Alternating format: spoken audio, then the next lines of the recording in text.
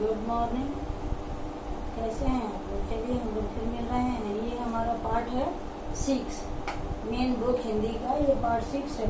इसका शीर्षक है, ये पाठ का शीर्षक है अमूल्य उपहार। अमूल्य मन होता है जिसका मूल्य नहीं लगाया जा सके, वैसा उपहार जिसका कोई मूल्य ना हो।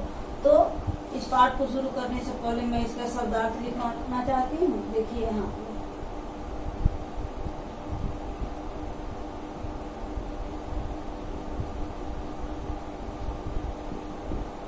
सबसे पहला शब्द है उपहार। उपहार का होता है भेंट, इसको तोहफा भी कहते हैं, भेंट भी कहते हैं। दूसरा शब्द है लेट लतीफ। लेट लतीफ, लेट लतीफ का दिया है कि हर काम देरी से करने वाला।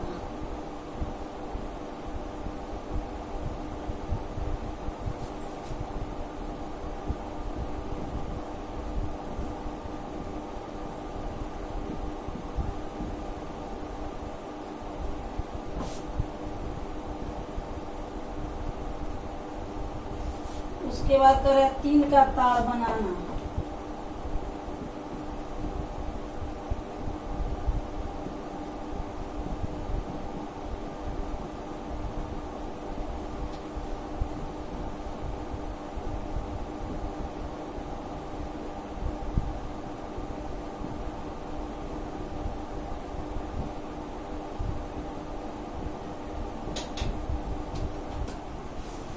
छोटी सी बात को अधिक बढ़ा चढ़ा कर कहना।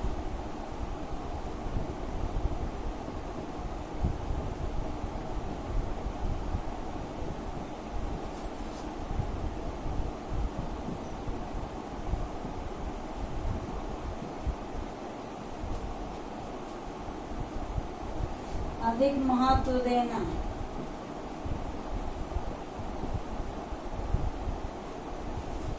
इसके बाद कर है तकरार।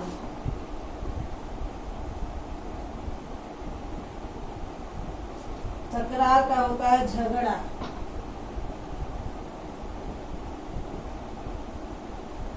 उसके बाद कर है तोहफा।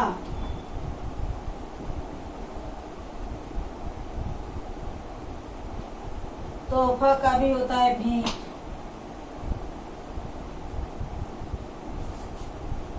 बतियाना।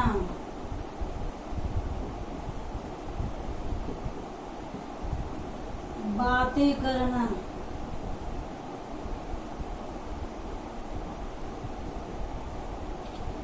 और फिर मन आना।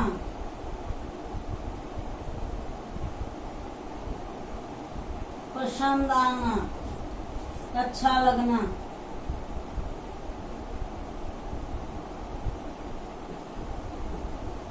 तो ये हमारे इस चैप्टर का शब्दार्थ है। एक बार आप लोग इसको देखिए।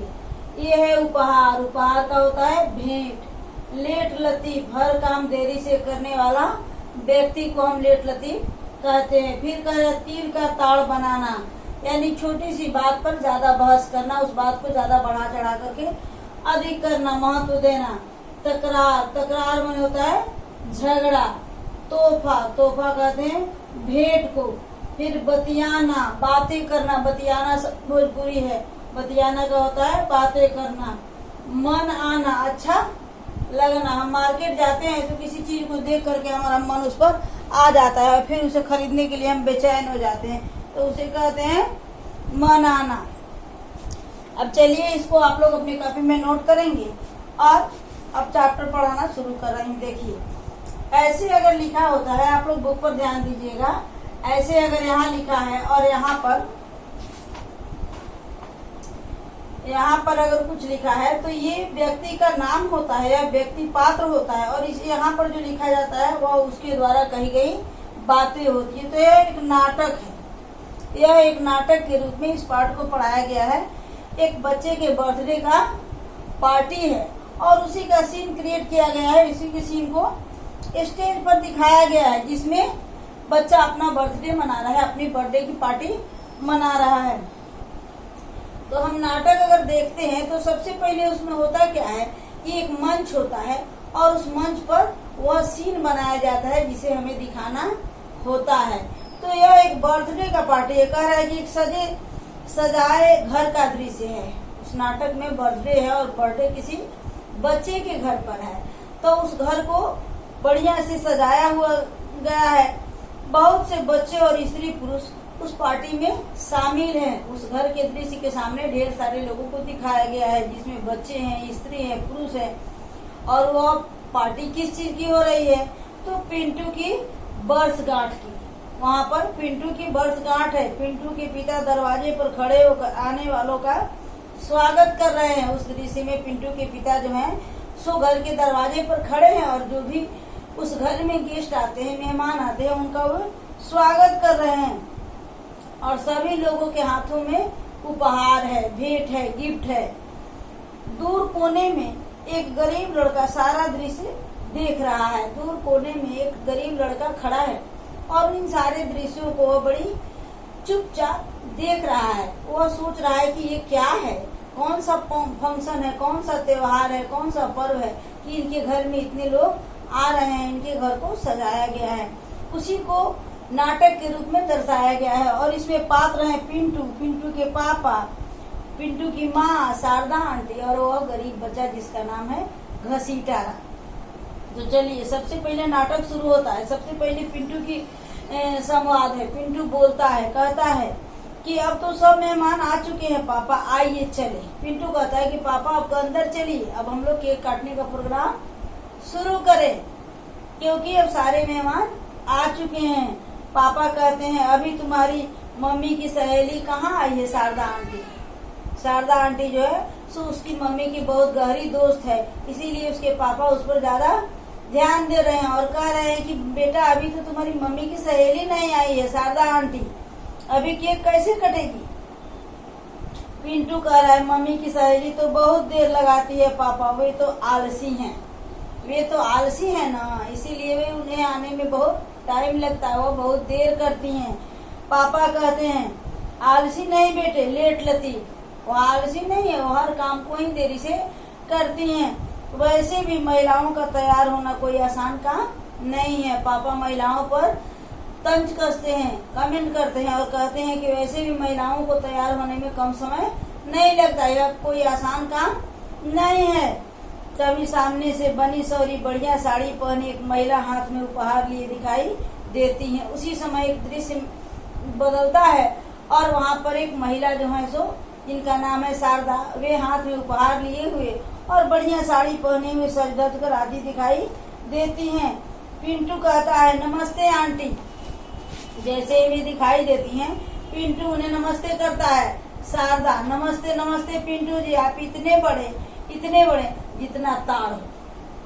वहाँ पर शारदा आंटी आशीर्वाद भी दे रही हैं, तो उसको भी दूसरे लहजे में दे रही हैं, कह रही हैं कि बेटा तुम इतने बड़े हो जैसे ताड़ का पेड़ है। ताड़ का पेड़ आप लोग देखे होंगे काफी लंबा होता है, तो उन्होंने उसे लंबे होने का आशीर्वाद दिया। इसी पर उसके पापा कहते हैं तिल का ताड़ मत बनाइए बहन जी, अभी तो पिंटू तिल है, नन्हा सा छोटा तिल जो है सो बहुत छोटा होता है, तो अभी तो मेरा बेटा छोटा सा तिल की तरह है, इसे ताड़ की तरह बनने का आशीर्वाद मत दीजिए। शारदा भाई साहब पर भाई साहब यह आँख का तिल है या लड्डू वाला तिल है? एक तिल होता है जो आँख में होता है और एक तिल होता है जो जिसका लड्डू बनाया जाता है। तो फिर वह कमेंट करती हैं, फिर वह मजाक करती हैं और कहती हैं कि आपका बेटा कौन सा तिल है, लड्डू बनाने वाला या आँख में जो तिल होता है वह तिल है? पापा ठहाका लगाते हुए जो भी आप समझे, पापा उनके बात को टाल जाते हैं और कहते हैं कि आप जो समझिए वही मेरा बेटा है। पिंटू अच्छा आंटी जल्दी चलो, अब सारा कार्यक्रम लेट हो रहा है। पिंटू कहता है वो बच्चा है, उसे अपने बर्थडे की बहुत इंतजार है, बहुत खुशी है। बच्चे जो है सो 1 साल तक अपने जन्मदिन का इंतजार करते हैं क्योंकि उन्हें ढेर सारा उपहार मिलता है। तो वह कह रहा है कि अच्छा आंटी अब जल्दी चलिए, सारा कार्यक्रम लेट हो रहा है, आप ही के इंतजार में हम लोग रुके हुए थे और सारा कार्यक्रम लेट हो रहा है, इसलिए आप अंदर चलिए। शारदा हाँ पिंटू साहब आपको तो 1-1 मिनट भारी लग रहा होगा ना। आंटी फिर उस पर ऐसे ही बोलती हैं और कहती हैं कि हाँ पिंटू जी पिंटू साहब, आपको तो एक एक पल भारी लग रहा होगा। पिंटू, बिल्कुल आंटी, आज के दिन का मुझे बहुत दिनों से इंतजार था और उस पल के लिए मैं बड़ी देर से बेसब्र हो रहा हूँ, इसीलिए मुझे भारी लग रहा है। सब लोग मेज के पास पहुँचते हैं। पिंटू मोमबत्तियाँ बुझाता है और केक काटता है। सभी लोग जो है सो घर के अंदर जाते हैं और मेज के पास इकट्ठा होते हैं जहाँ पर केक रखा होता है और पिंटू जो है सो केक को काटता है और सभी लोग हैप्पी बर्थडे टू यू की आवाजों से वातावरण गूंज उठता है। सभी लोग हैप्पी बर्थडे टू यू कहते हैं, जिसे पूरा घर जो है सो इस आवाज से गूंजने लगता है।